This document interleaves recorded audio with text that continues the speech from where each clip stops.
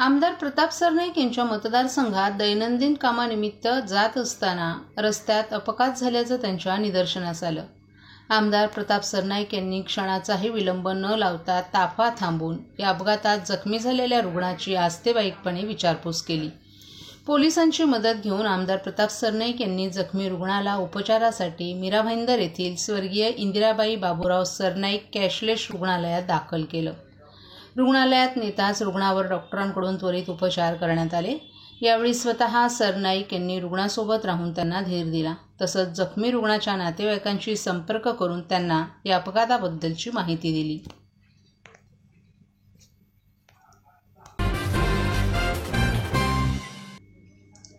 प्रत्येक मोठ्या कार्याची सुरुवात लहान लहान बाबींनी होत असते. सागरी किनारा स्वच्छतेसाठी आज जनजागृतीचा दिवस असून किनारा स्वच्छतेची ही सुरुवात मोठं रूप धारण करून स्वच्छ भारत महान भारत संकल्पनेला आकार देईल असं प्रतिपादन राज्यपाल CP राधाकृष्णन यांनी बोलताना केले. तर समुद्रकिनारे स्वच्छ ठेवण्याची जबाबदारी प्रत्येकाची असल्याचं मुख्यमंत्री एकनाथ शिंदे यांनी सांगितलं. सागरी किनारा स्वच्छतेबाबत जनजागृतीसाठी सप्टेंबर महिन्याच्या 3ऱ्या शनिवारी आंतरराष्ट्रीय सागरी किनारा स्वच्छता दिनाचं आयोजन केलं जातं. या अनुषंगानं पर्यावरण, वन आणि हवामान बदल मंत्रालय व श्रम व रोजगार मंत्रालय, महाराष्ट्र शासन, बृहन्मुंबई महानगरपालिका, प्रदूषण नियंत्रण मंडळ यांच्या सहकार्यानं जुहू समुद्रकिनारा येथे समुद्रकिनारा स्वच्छता कार्यक्रमाचं आयोजन करण्यात आलं. केंद्रीय वन आणि पर्यावरण मंत्री भूपेंद्र यादव, मुंबई शहर जिल्ह्याचे पालकमंत्री दीपक केसरकर, मुंबई उपनगर जिल्ह्याचे पालकमंत्री मंगलप्रभात लोढा, खासदार रवींद्र वायकर, आमदार अमित साटम, महाराष्ट्र प्रदूषण नियंत्रण मंडळाचे अध्यक्ष सिद्धेश कदम, केंद्रीय वन आणि पर्यावरण विभागाचे विशेष सचिव तन्मय कुमार, बृहन्मुंबई महानगरपालिकेचे अतिरिक्त आयुक्त डॉ. अश्विनी जोशी, पर्यावरण आणि हवामान बदल विभागाचे प्रधान सचिव प्रवीण दराडे, महाराष्ट्र प्रदूषण नियंत्रण मंडळाचे सदस्य सचिव डॉ. अविनाश ढाकणे आदी यावेळी उपस्थित होते. स्वच्छता अभियानासाठी विद्यार्थ्यांची लक्षणीय उपस्थिती असल्याबद्दल समाधान व्यक्त करून राज्यपाल यांनी तरुणांमध्ये स्वच्छतेबाबत होत असलेली जागृती ही सकारात्मक बाब असल्याचं सांगितलं. सांडपाणी स्वच्छ आणि प्रक्रिया करूनच सागरात गेलं पाहिजे. तसंच सागर किनारे प्लास्टिक आणि कचऱ्यापासून मुक्त करणं हे आमचं उद्दिष्ट आहे. निसर्गानं आपल्याला दिलेली प्रत्येक गोष्ट स्वच्छ स्वरूपातच निसर्गाला परत दिली पाहिजे असं सांगून सिंगल यूज प्लास्टिकचा वापर बंद करण्याच्या केंद्र सरकारच्या अभियानात राज्याचं पूर्ण सहकार्य असेल असंही राज्यपालांनी सांगितलं. तर मुख्यमंत्री एकनाथ शिंदे यांनी पंतप्रधान नरेंद्र मोदी यांनी देशभरात स्वच्छ भारत अभियान सुरू केले. राज्यातही स्वच्छता ही सेवा पंधरवड्याचा नुकताच शुभारंभ झाला असून राज्यात 4500 ठिकाणी हे अभियान राबवण्यात येत असल्याचं सांगितलं. राज्याला 720 किलोमीटर लांबीमध्ये नैसर्गिक सौंदर्य लाभलेले अनेक समुद्रकिनारे लाभले आहेत. जगभरातील पर्यटक देखील स्वच्छ किनाऱ्यांना पसंती देतात. हे किनारे स्वच्छ ठेवण्याची जबाबदारी आपली प्रत्येकाची आहे. मुंबईत सखोल स्वच्छता अभियान राबवण्यात येत आहे. पावसाळ्यानंतर ते नियमित सुरू राहणार असल्याचं सांगून यामुळे प्रदूषणात मोठी घट झाल्याचं त्यांनी नमूद केलं. मुंबई हे आंतरराष्ट्रीय दर्जाचं शहर आहे. शासनाच्या सर्व यंत्रणा, सामाजिक संस्था आणि नागरिकांच्या एकत्रित सहभागातून हे शहर आणि समुद्र किनारे स्वच्छ ठेवूया असं आवाहन त्यांनी या निमित्तानं केलं. यावेळी मुख्यमंत्र्यांनी उपस्थितांना स्वच्छतेचीही शपथ दिली.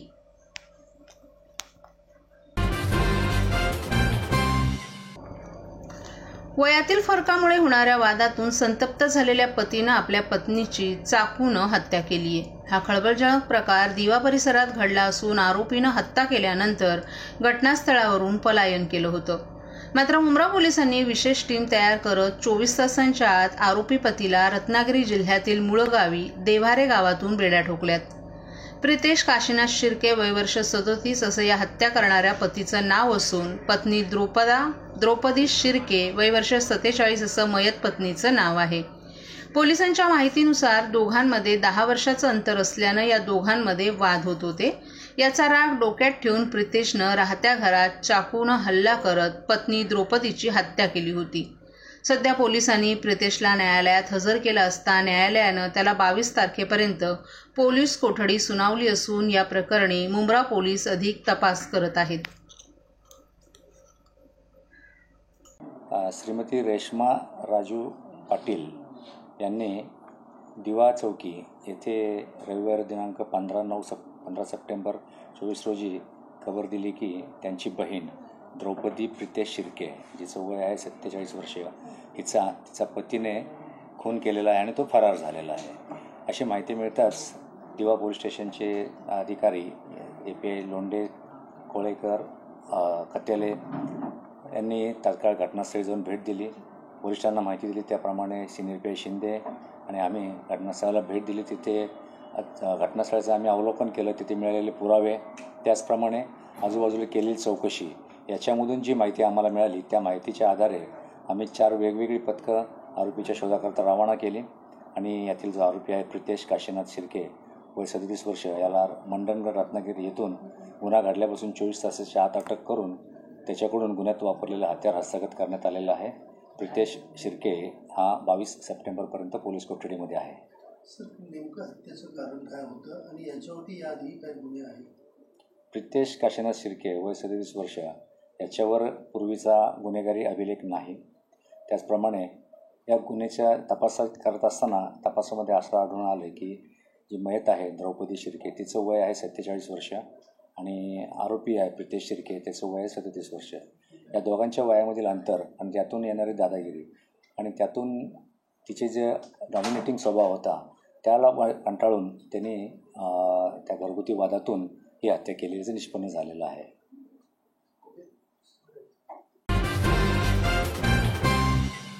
महाराष्ट्रातील भगिनींना आधार देणारी राज्य शासनाची मुख्यमंत्री माझी लाडकी बहीण योजना. या योजनेअंतर्गत अल्प उत्पन्न गटातील 21 ते 65 वयोगटाच्या भगिनींना मिळणार दरमहा 1500 रुपयांची मदत. अर्ज करण्यासाठी 31 ऑगस्ट 2024 पर्यंत मुदतवाढ. कुटुंबाचं वार्षिक उत्पन्न 2.5 लाख रुपयांपेक्षा कमी असलेल्या महिला पात्र. कुटुंबाकडे पिवळं किंवा केशरी रेशन कार्ड असल्यास उत्पन्नाचा दाखला आवश्यक नाही. पांढरं रेशन कार्ड असेल किंवा रेशन कार्ड नसेल तर कुटुंबाचं वार्षिक उत्पन्न 2.5 लाखांपेक्षा कमी असल्याचा दाखला आवश्यक. योजनेसाठीचा ऑनलाईन अर्ज नारी शक्ती दूत ॲपवरून किंवा पोर्टलवर भरता येईल. ज्या भगिनींना ऑनलाईन अर्ज भरता येत नसेल त्यांच्यासाठी अंगणवाडी, ग्रामपंचायत, वॉर्ड ऑफिस, सेतू सुविधा केंद्रामध्ये किंवा आशाताई बचत गटाच्या CRP यांची मदत उपलब्ध. आता आपल्याला अभिमानानं म्हणता येईल, सुखी आणि सुरक्षित आहे माझी लाडकी बहीण.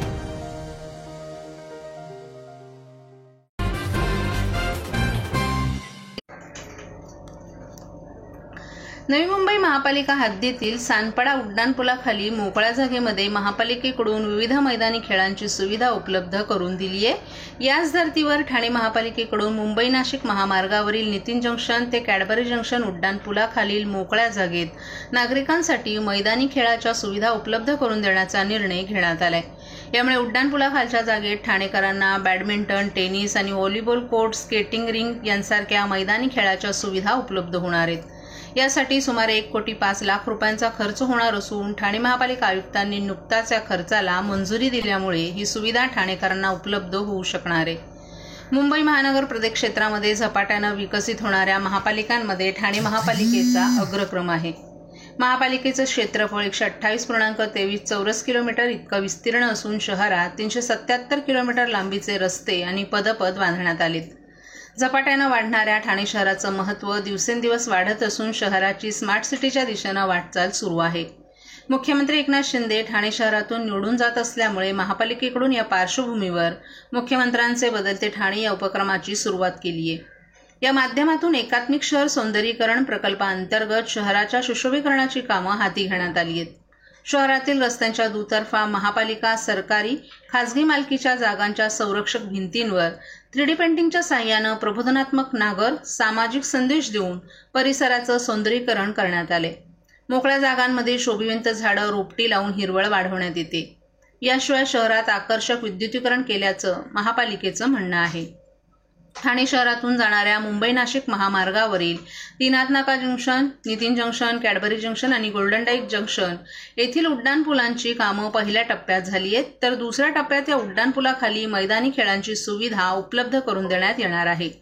नितीन आणि कॅडबरी कंपनी जंक्शन या भागात यापूर्वी जाहिरात विभागाच्या वतीनं नागरिकांना उद्यानही विकसित करून देण्यात आले.